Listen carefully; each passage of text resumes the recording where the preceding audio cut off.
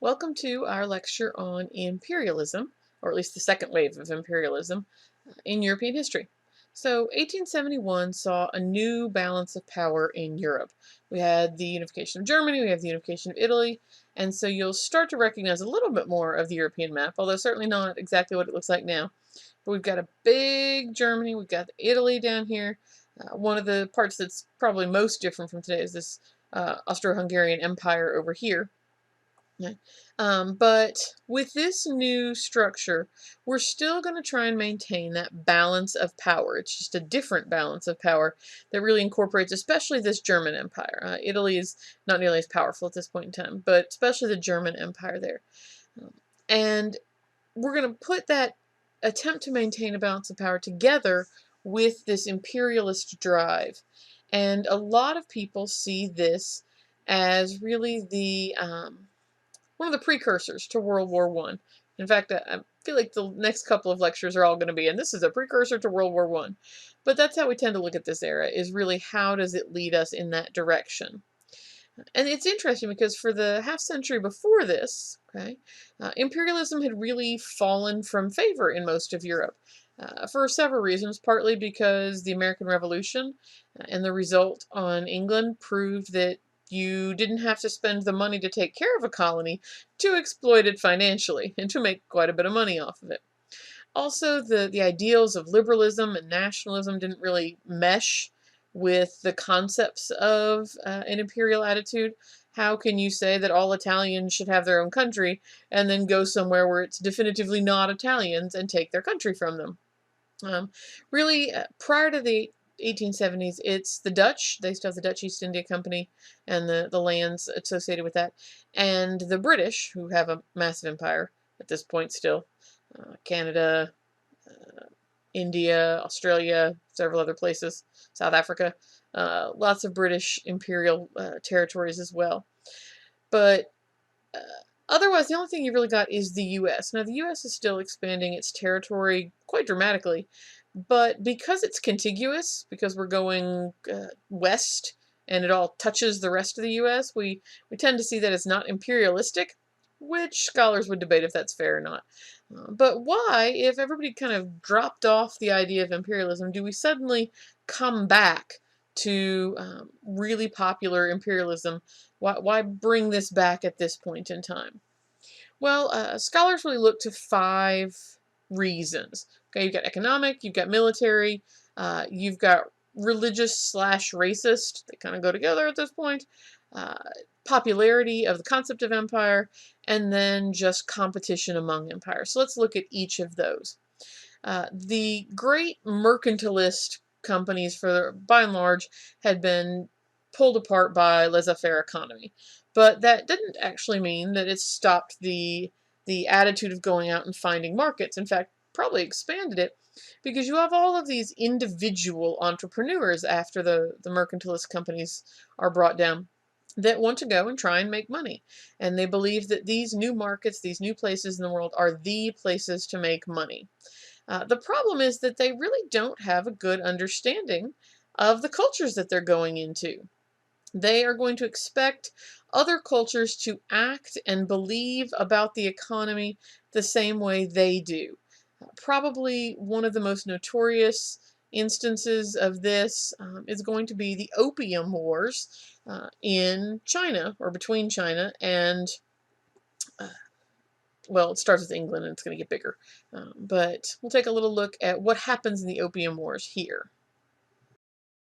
1839, and some chap has just ordered the destruction of some opium. Lin Seshu was the name of this man, a Chinese official who'd confiscated the opium from a man called Charles Eliot. The British had been making a lot of money selling it to the Chinese because opium is incredibly addictive. The Chinese government had banned its import and sale because it was ruining the country, but that didn't stop the British, because money. Seshu had hoped that this open display of defiance would deter the British from continuing to sell opium to China. He was wrong. As a result, Eliot, who oversaw all British trade with China, ordered the withdrawal of all British men and ships from Canton and out of the country. The British were furious that the Chinese thought that they were allowed to tell them what to do in China, and so they mobilised the Royal Navy for war. Seshu wasn't concerned about war since he felt that the British would only win at sea, but on land the Chinese were safe. The British fleet arrived at the island of Zhoushan here in 1840 and demanded that it surrender. The inhabitants said no and dug in for a long siege. On July the 5th at 2:30 the Royal Navy began its bombardment, and by 2:39 the bombardment was over and the island's defences were completely destroyed. The British then took the island with no further resistance. The First Opium War had begun in earnest. The Chinese, led by the Daoguang Emperor of the Qing dynasty, didn't take the war or the British very seriously at first. A part of this came from the entrenched Chinese belief that all foreigners were barbarians who were destined to live under the rule of the emperor. This is demonstrated by the fact that during the war they referred to the British not as foreigners but as rebels. The British, under the leadership of Foreign Secretary Lord Palmerston, expected the war to be a difficult one. It was about two things. The first was obviously the right to continue selling opium to the Chinese. The second was to end the idea of Chinese superiority and to be seen by the imperial court as equals in all things. Anywho, while sailing up the Chinese coast, the Royal Navy had attempted to deliver a letter of their peace terms to the emperor. The emperor largely ignored these demands and instead decided that Britain would be happy if Lin Seshu was removed. He had him replaced with a man called Qi Shan, who met Elliot in late 1840 to discuss terms. Qi Shan promised that a peaceful solution could be found and told the Brits to simply wait until the emperor deigned to reply to them. Months passed and the British were unhappy to wait anymore, and so in early 1841, back to fighting. The British were victorious at the Battle of Chunpi, and Qi Shan and Elliot met to discuss terms in late January. Elliot demanded Hong Kong, the reopening of the opium trade in Canton, a bunch of cash, and for the British to be recognised as equals. The emperor said no and had Qi Shan arrested and replaced him with two men, the emperor's cousin Yi Shan and a general called Yang Fang. Their task was simple: crush the British entirely. The intensity of fighting picked up soon after this, and by March the British were sitting outside of Canton. Yang Fang agreed to allow the British to trade there again in return for the soldiers leaving, which they did. The emperor was furious and removed Yang Fang and demanded that Yi Shan now destroy the British, because that's how that worked. Canton was reinforced while the British took defensive positions around the city. Yi Shan attacked the British on the 21st of May. He was repelled, and about a week later the city was captured by the British and looted. During this battle, the Qing forces outnumbered the British about 50,000 to 6,000. So why did the British win? The two main reasons were technology and training. Whilst China had been the birthplace of gunpowder, most Qing soldiers were equipped with spears or bows, and those that had guns had old matchlock muskets. Whereas the British had much newer weaponry, and their soldiers were also very well trained and were often veterans of other conflicts, unlike the Qing, who were mostly peasant conscripts who sometimes fought bandits. This discrepancy was much larger at sea, where British warships were of much better quality than the Chinese ships called junks that they faced. The British had also brought with them a brand new warship, the HMS Nemesis, which was an iron-hulled, steam-powered warship which outclassed anything the Qing could throw at them. The pattern of a much larger Qing force being defeated by a small yet technologically superior British force continued throughout the rest of the war. Over the next year, the British captured many coastal cities and forts. In mid-1842, the British captured Qingqiang, which meant that they could blockade the Yangtze River and China's Grand Canal, which meant that food couldn't be shipped across the empire. The emperor thus decided to sue for peace with Britain, and they both signed the Treaty of Nanking. The terms were that trade would now go through these cities as well as Canton, and that this trade would include opium. That China would pay Britain what is technically known as a boatload of money, and that Hong Kong would be ceded to Britain as well. In return, the Chinese got sweet nothing, and this treaty is referred to as the First Unequal Treaty. For China, the Treaty of Nanking marks the beginning of a period known as the Century of Humiliation, in which China would suffer internal rebellions and degrading foreign interventions, one of which was the Second Opium War, but that's for another video.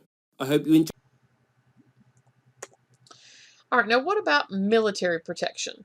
Once you have gotten all of these imperial conquests, one of the things that you need to do is both protect that actual conquest, you don't want somebody coming and taking your colony, but also protect the route to it.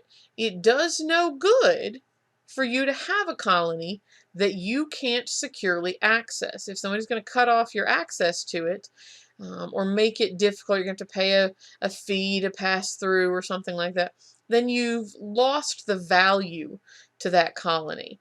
Some places, even colonized areas they're not particularly interested in, just to take over the route or to protect vulnerable places along the route that somebody could maybe use. So let's think about this, for instance. Let's say you have the only access to a really great lake. Okay, and you make a lot of money off of the fees people pay to get down to that lake. You know that there's a spot across the lake where somebody could put lake access. Nobody has yet. Well, before someone does and takes away your profits, you might go out and buy up that lake access on the other side of the lake, never intending to do anything with it, but just making sure nobody else can do anything with it either.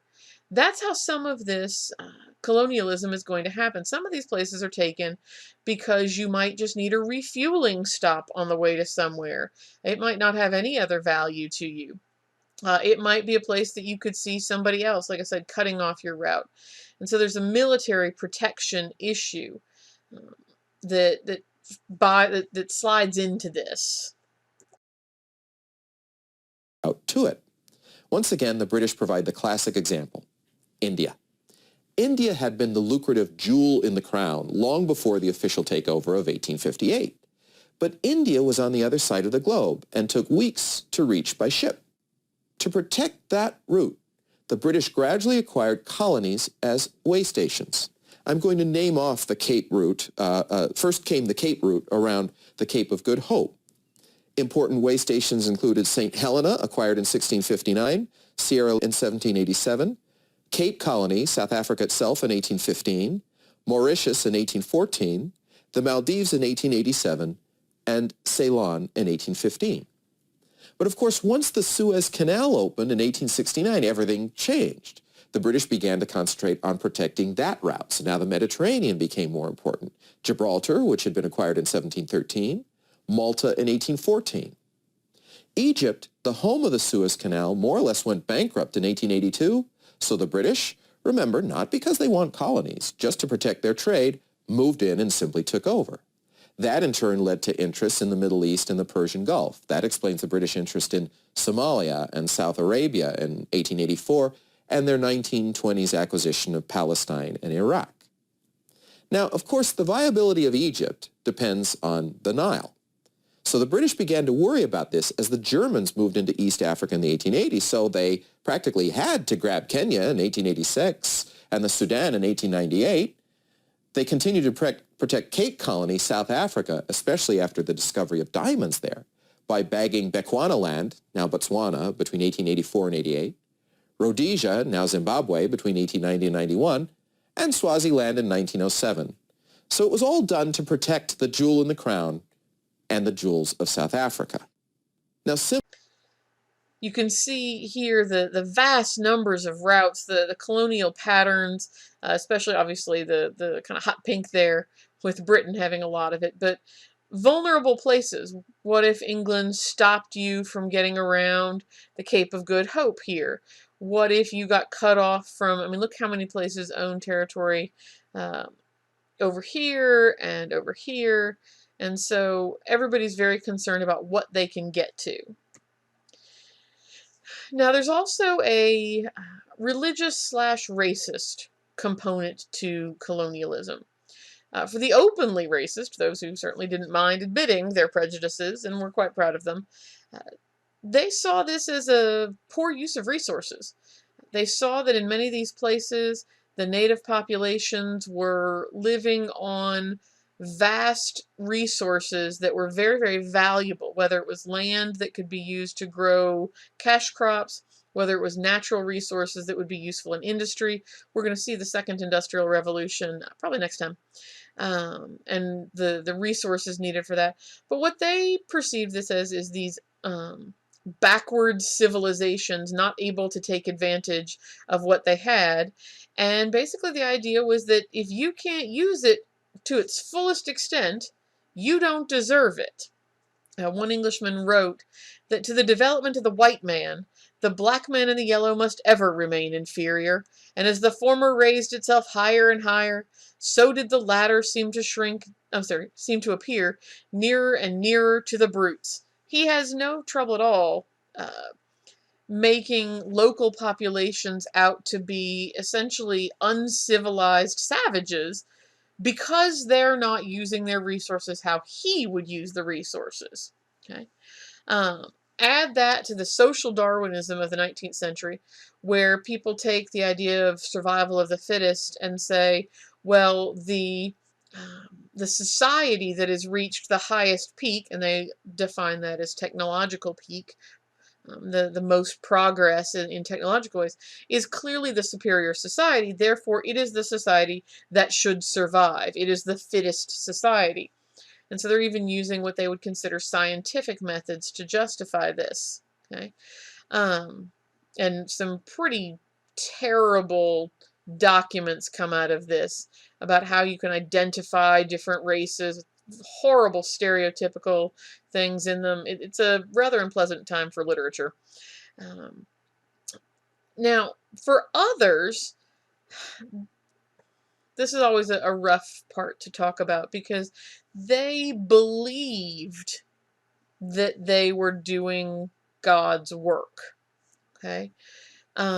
They believed that it was what you read about in your text, that Kipling poem, the white man's burden, that God had not been revealed to them, and so it was the job, or Christ had not been revealed to them, and so it was the job of white men and women to go and take the gospel to these places that had never received it.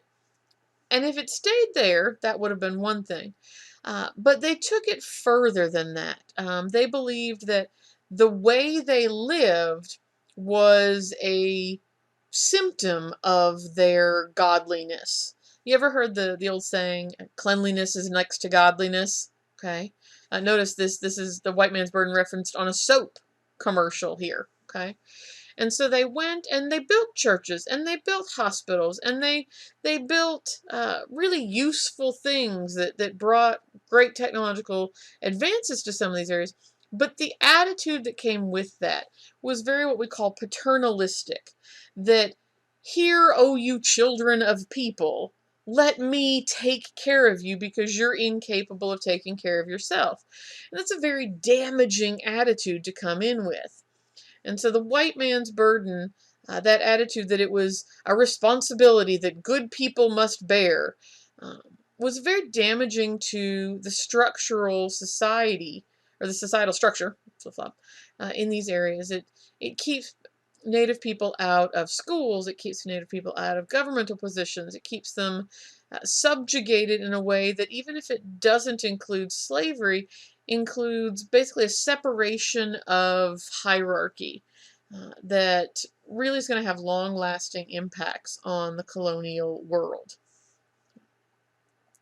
The fourth thing would be the popularity of empire. And what we mean by this is people were intrigued with conquest. Newspapers wrote about it. The men who led expeditions were heroes in the press. A whole reams of boys' adventure novels, like King Solomon's Mines here, were written about these white men who went to these exotic places and found great things or did great things. And a lot of times they were written from the perspective of that guy's already home and safe with his nice British family, remembering all the amazing things that he did. And so you indoctrinate the children in the idea that exploration and conquest are cool and exciting, and then they read newspaper articles about it, and very few of them ever actually participate. They don't see the subjugation of people. They don't see how bad it can get, and honestly, it can get really bad. I'm gonna get to here we go. These are just some letters out of Africa detailing what's going on. So you'll notice I've just returned from a journey inland to the village. There's abject misery and utter abandon. Okay, the young woman had been tied to a tree and chopped in half, right through her chest and abdomen. They were punishing her husband, and this was his punishment. We see down here they'd killed two of this gentleman's wives, and a baby had been sliced in half, intestines ripped out, entrails strung around the huts, parts of bodies stuck on sticks, children attacked with rifles, dead bodies everywhere. It's jumping around. I don't know why. I called together the chiefs of the villages and ordered them to bring some fish, and they came with that fish, or they didn't come with the fish, and for such a flagrant bad will, a declared war on this is the governor that has been placed over these people. One example sufficed. 100 heads were cut off, and then they brought everything I told them to. My aim was humanitarian. I ended 100 lives, but that allowed 500 others to live. That kind of attitude is going to be rampant throughout this whole process. Now, the fifth reason that we look at for why imperialism kind of took off is, frankly, just the most frustrating possibly of all. It's just competition. Okay? The Brits had colonies, so the US wanted colonies. If we don't have colonies, how embarrassing will that be? And so instead of actually having a reason for going out and colonizing, it's just that everybody else has a colony. How can we be a cool European country if we don't have a colony? And you can see why that's going to be problematic. They don't even care about where they're going sometimes as much as going out and being a part of this process.